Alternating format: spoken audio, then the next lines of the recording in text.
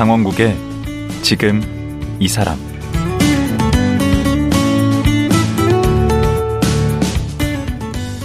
안녕하세요. 강원국입니다. 오늘 만나볼 최호진 작가. 그는 15년 동안 잘 나가는 금융권에서 일하다가 회사 다니기가 죽기보다 싫어서 과감히 퇴직했다고 합니다. 그리고 글을 쓰고 지내면서 자기만의 버킷리스트를 적다 보니 진짜 나를 발견했고 또 1인 기업가로 제2의 인생을 살고 있습니다. 최근에는 그 경험담을 모아서 책 결국엔 자기 발견을 펴냈습니다. 최호진 작가가 뒤늦게 발견한 진짜 나는 무엇일까요? 그리고 버킷리스트는 어떤 의미일까요? 최호진 작가, 지금 만나보겠습니다.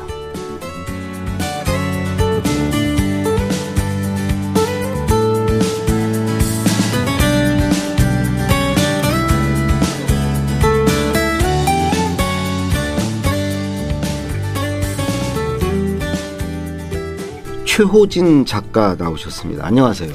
네, 안녕하세요. 네. 네. 지금 작가라는 게 지금 책을 쓰셔서 작가신 거죠.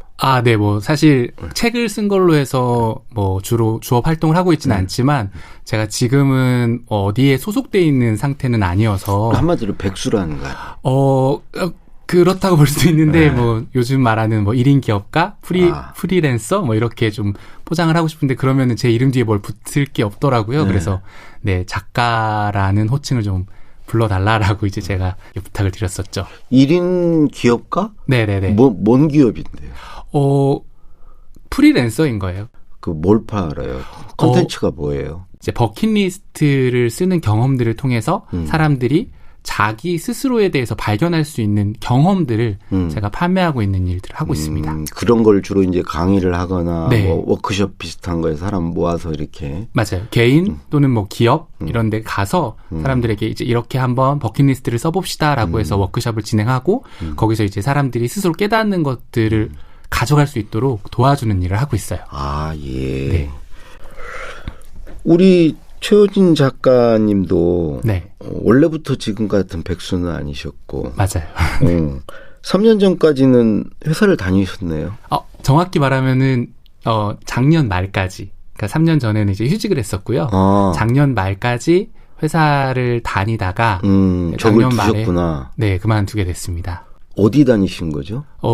저는 이제 KB 이제 국민카드를 최종적으로 나왔고요. 그 전에 KB 국민은행으로 이제 들어갔다가 그 좋은 금융기관. 네네네. 거기를 들어갔는데. 네.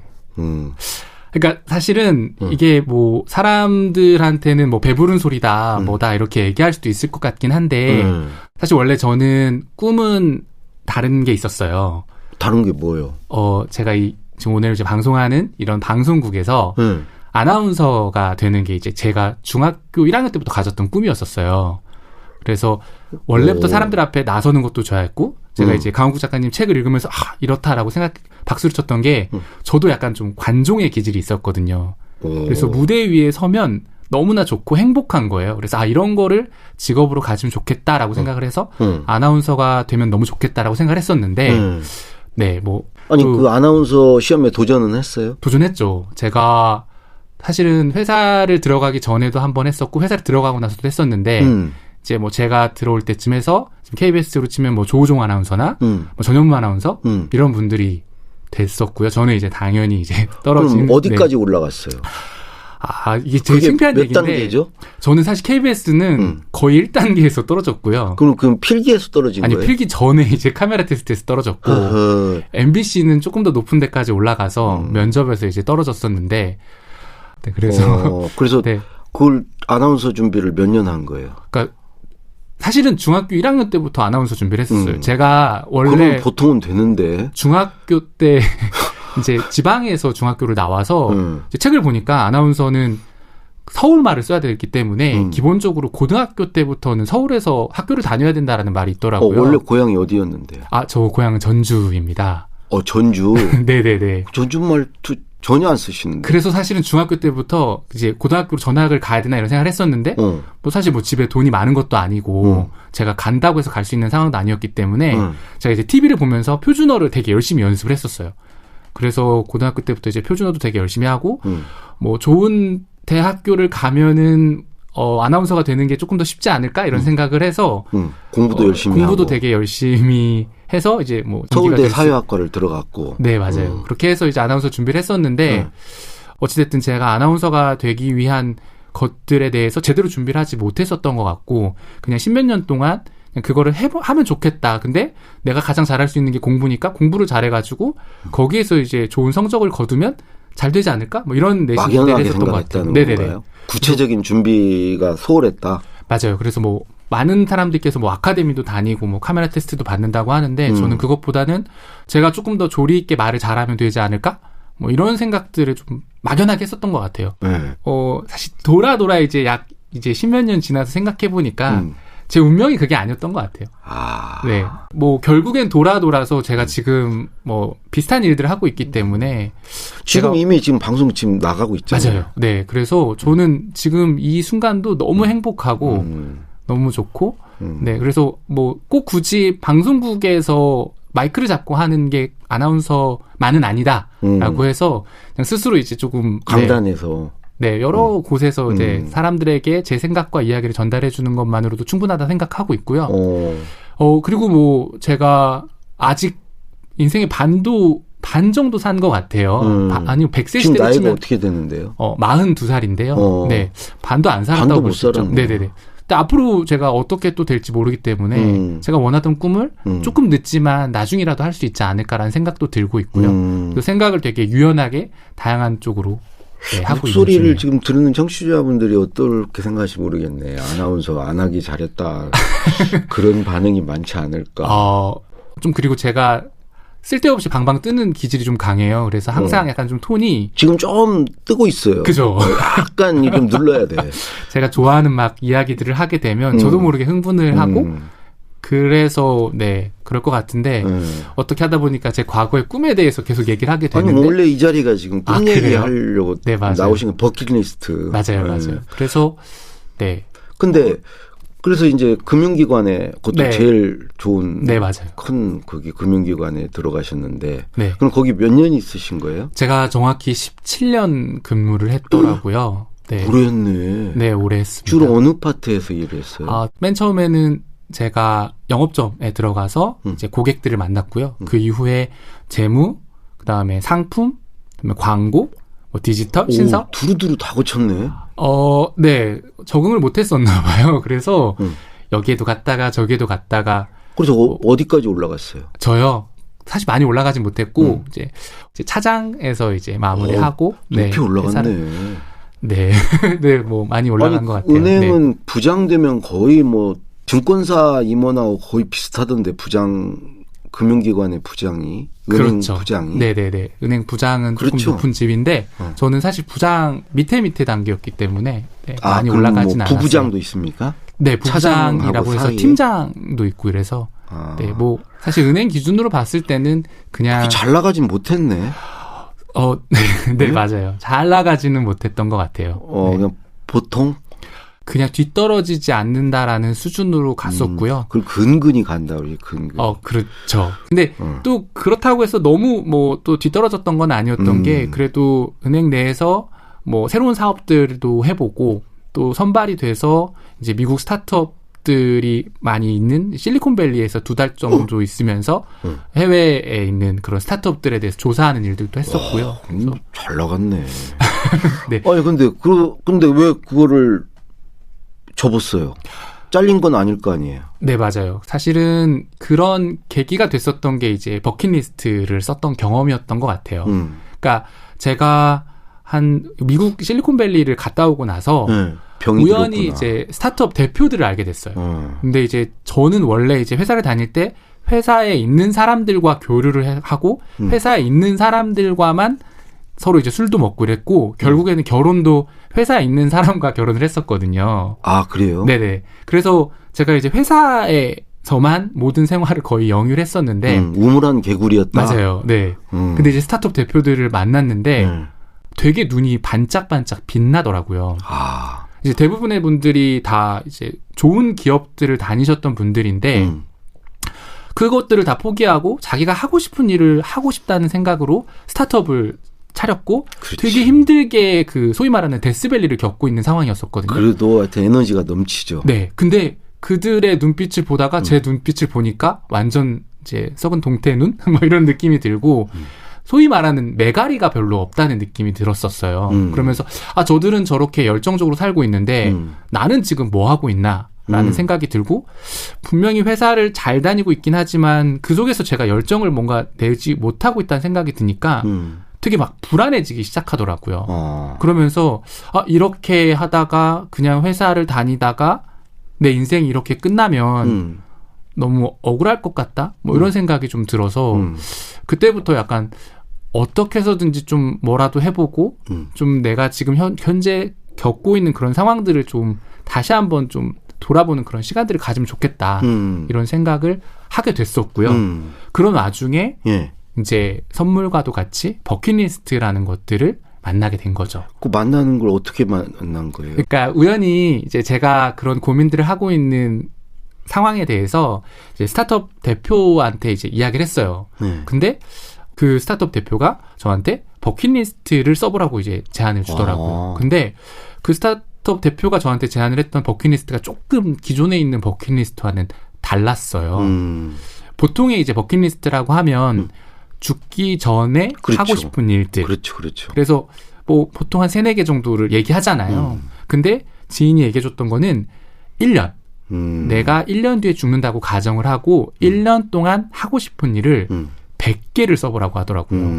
그러니까 되게 짧은 기간 동안 엄청나게 많은 버킷리스트를 쓴다는 게 저는 되게 신기했고 과연 제가 그걸 다 쓸 수 있을까? 하고 싶은 것도 없는 사람이었는데 뭐 이런 생각을 했었는데 그래도 그 지인이 뭔가 다 쓰고 나면 보이는 게 있을 거다라고 말을 해주니까 한번 해보고 싶더라고요. 그래서 썼어요. 썼죠. 근데 엄청 힘들게 썼어요. 한 2박 3일 정도 고민을 했었던 것 같아요. 내가 뭘 하고 싶지? 썼구나. 네네네. 그러면서 막 아내한테 붙잡고 나 뭐 했으면 좋겠어 물어보기도 하고 막 지나가는 지인한테 뭐 하긴 뭐해 회사 다녀야지. 뭐 그런 것도 있었고요. 뭐 다양한 뭐 가족들 아이들과 함께 하고 싶은 것들 이런 것들 생각해보라고 이제 주더라고요. 그래서요. 그렇게 해서 100개를 다 채웠었죠.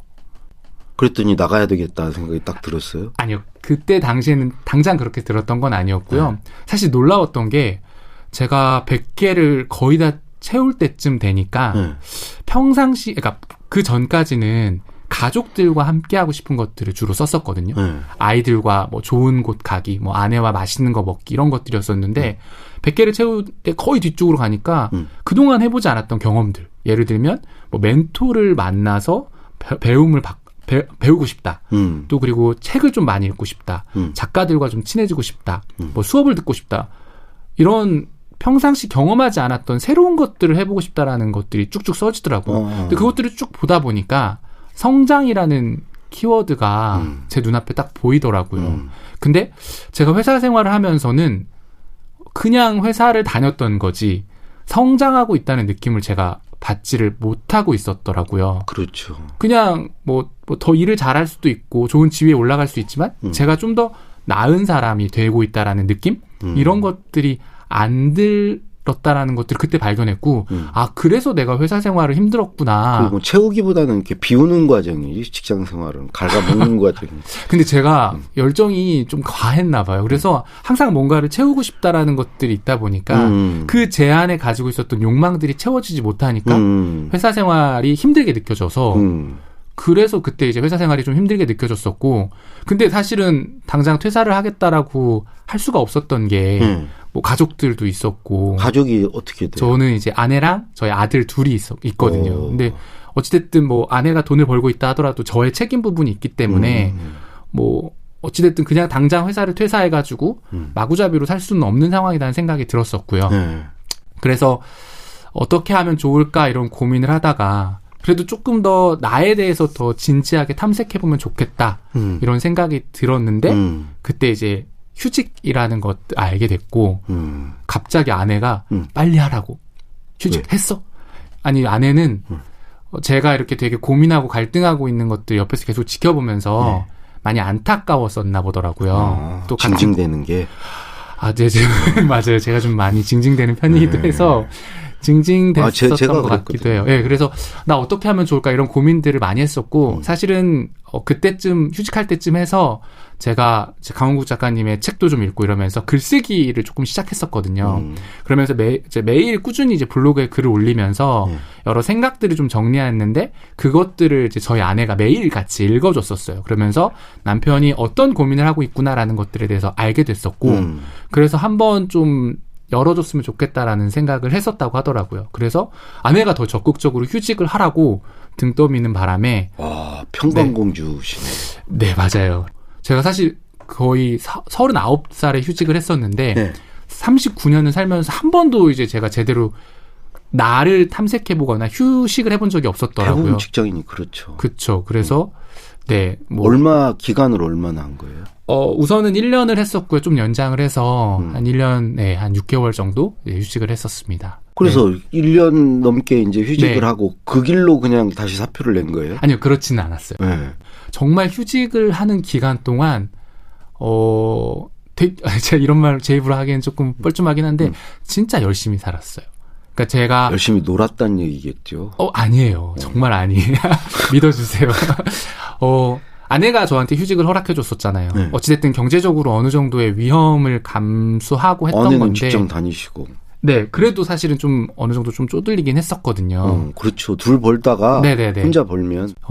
어찌됐든 경제적으로 조금 희생을 했었는데 저한테 다시 오지 않을 나를 찾고 싶은 그런 기회였기 때문에 네. 그 기회를 놓치지 않아야겠다는 생각이 들어서 새벽에 항상 5시 정도에 일어나서 원래 회사 안 나갈 때 일찍 눈이 떠져요. 일요일 날은 눈이 얼마나 빨리 떠지는데 월요일 날 눈이 안 떠지지 일요일 날은 번쩍번쩍 떠져. 맞아요. 그래서 새벽 5시에 일어나서 거의 매일 달리기를 했고요. 그리고 매일 이제 블로그에 글을 올렸고 그리고 이제 또 여러 이제 제가 좋아하고 존경하는 작가님들의 수업도 들으면서 매일매일 속된 말로 이제 빡세게 하루하루를 꽉 채우면서 지냈어요. 네. 자녀들은 몇 살이에요? 그때, 아들 둘이? 지금은 중학교 1학년, 초등학교 3학년인데 그때는 이제 3년 전이니까 이제 초등학교 4학년, 이제 7살이었었는데 네. 코로나 전이어서. 그럼 혼자 뭐 운동하고 책 읽고 이것만 하고 자녀들하고는 안 놀아주고 그렇게 빡시게 보냈다고요? 아이들이 이제 학교를 가고 또 이제 유치원을 간 사이에 하고 이제 저녁 시간에는 이제 제가 아이들을 돌보기도 했었고요. 제가 사실 아이들을 데리고 70일 동안 이제 캐나다 여행을 다녀왔었거든요. 근데 이제 그때 아내 없이 셋이서만 다녀왔었는데 뭐 다행히 이제 누나가 이제 거기 살고 있었고 그래서 이제 누나네 집을 기점으로 해서 캐나다에 가서 좀 지내면서 이제 밴프나 뭐 이런 데를 좀 둘러보자 해서 갔는데 간지 한 열흘 만에 큰아이가 거기서 맹장이 터지는 아이고. 사고가 일어났었어요. 근데 이제 저희는 사실 맹장이 터질 거라고 생각을 못하고 거의 한 이틀 정도 방치를 하다가 아이가 맹장이 완전 터져버려가지고 복막염까지 돼서 조금 위험한 상태에 있었는데 다행히 이제 수술도 잘 되고 그래서 이제 병원에서 이제 며칠간 있다가 퇴원을 했었거든요. 그러면서 이제 아이와 병원에서 이제 좀 있는 시간들이 있었는데 저한테 그러더라고요. 그래도 이렇게 힘든 일 겪었으니까 앞으로 캐나다에선 더 좋은 일만 있지 않을까? 이런 얘기를 하는데 되게 좀 마음이 되게 갑자기 편안해지고 되게 좋았어요. 그래서 캐나다에서 있다가 이제 아이들과 이제 여러 곳을 여행을 하면서 그때 이제 나라는 거에 대해서 그동안에 빼먹고 있었던 아빠라는 좀 정체성을 그때 좀 알게 됐던 것 같아요. 제가 제 삶에서 되게 중요한 축 중에 하나가 아빠구나. 그리고 내가 아빠로서 아이들에게 부끄럽지 않게 살아가는 모습 그리고 겨우겨우 막 하루하루를 버티면서 사는 게 아니라 하루하루를 행복하게 살아가는 모습을 보여주는 게 정말 필요하겠구나라는 거를 힘든 모습을 보여줘야 되는데 느꼈어요. 저는 그래요? 그러면 아빠가 이렇게 힘들게 돈을 벌어온다. 그리고 나의 정체성은 돈을 벌어오는 것이다. 이게 아니라는 거죠? 네, 저는 이제 생각했을 때는 아이들이 저를 봤을 때 어른도 저렇게 행복하고 즐겁게 자기가 하고 싶은 일을 하면서 살아가는구나. 나도 내가 하고 싶은 거를 생각하고 그거를 꿈꾸면서 살아가도 괜찮구나라는 거를 좀 아이들한테 보여주고 싶다라는 생각을 좀 하게 됐었던 것 같아요. 그게 이제 쭉 이어져 오면서 제가 점점점 하고 싶은 일들에 대해서 좀 더 구체화되면서 점점점 회사를 그만두는 쪽으로 몰아가게 되네. 계속 그걸 이제 명분과 제가 그 이유를 찾으면서 계속 아이들 핑계도 대고 여러 가지 또 내가 볼 때는 그 휴직이 정말 의미가 있었네요. 네. 그 아빠로서 어떤 모습으로 살아가야 될 것인가를 깨달은 계기가 됐네. 그래서 사실 저번에 첫 번째 책인 퇴사 말고 휴직이 이제 휴직이 끝날 때쯤 해서 처음으로 나오게 됐었던 거죠. 그래서 이제 버킷리스트 중에 하나가 이제 책을 내자라는 게 있었는데 감사하게도 그 버킷리스트를 이뤄서 뭐 퇴사하지 말고 휴직하라는 소리예요? 꼭 휴직을 하라는 게 아니라 뭔가 하루가 됐든 일주일이 됐든 자기만의 쉼을 좀 가져보고 나를 돌아보는 시간이 잠깐 있으면 멈춰 좋겠다. 서는 시간을 가져라. 네, 맞아요. 그게 이제 상징적으로 휴직이라는 걸로 했는데 사실은 제가 이 책을 쓰고 좀 인터넷에서 악플을 좀 받긴 했었는데 휴직이라는 제도가 모든 회사에서 다 가능한 제도는 아니잖아요. 그렇죠. 네, 좀 특별한 큰 회사들만 가능한데 정말 휴직을 하라는 건 아니었었고 어찌됐든 나를 돌아보고 한번 쉼표를 찍어보는 게 의미가 휴직이라고 있겠다. 그러나 휴직이. 네네네. 휴직이. 네. 휴직이를 가질 필요가 있다. 맞아요. 네. 그래서 사실은 그 퇴사 말고 휴직을 다 쓰고 휴직이 다 어느 정도 끝나고 나니까 삶의 에너지가 되게 충만해져서 복직을 할 때도 되게 마음이 가벼웠어요. 그래서 되게 즐겁게 복직을 할 수 있었고. 그때는 그만둘 생각은 않고 복직한 거예요? 네. 그래서 뭔가 에너지와 열정이 되게 많이 충전이 된 듯한 느낌이 들더라고요. 그래서 일하는 것도 되게 재밌고 제가 이제 마지막으로 회사에서 근무할 때 마케팅을 좀 했었는데 마케팅을 하면서 여러 가지 테스트도 하고 고객들한테 좋은 이제 어떤 뭐 마케팅 그런 활동들도 하면서 되게 많이 고객에 대해서 알게 됐고 그런 속에서 재미를 많이 느꼈었어요. 그래서 재미있게 다녔었어요. 근데 이제 감사하게도 네. 회사에서 이제 희망퇴직이라는 제도가 생겨서 이제 원하는 사람들을 조금 퇴직금을 위로금을 좀 더 줄 테니까 퇴직을 해라라고 해서 이제 이게 웬 떡이냐? 네, 그래서 이제 좀 고민을 하다가 이 기회가 언제 올 수 있는 상황이 아니었었거든요. 이게 막 정기적으로 하는 게 아니었기 때문에 그래서 뭐 만반의 준비를 다 갖춘 건 아니지만 그래도 좀 지금 나가서 뭔가 나의 것을 만들어서 해보면 좋겠다라는 생각이 들어서 네, 박차고 나올 수 있었습니다. 네. 그럼 금융기관 다니셨으면 네. 뭐 재테크 같은 것도 좀 해놓으셨나요? 재테크는 뭐 열심히 한다고는 했었는데 네, 뭐 잘한 건 아니었었고요. 그냥 네, 뭐 저희가 살고 있는 뭐 집을 마련한 정도, 네네네 뭐 그 정도의 수준으로 했던 게 거의 다였었던 거고요. 그럼 이런 생활 시작하신 지가 1년 채 안 됐어요. 1년이 채 안 됐어요. 네네네. 아직 뭐 퇴직금도 남아 있고 뭐 네. 괜찮죠. 아직은 뭐.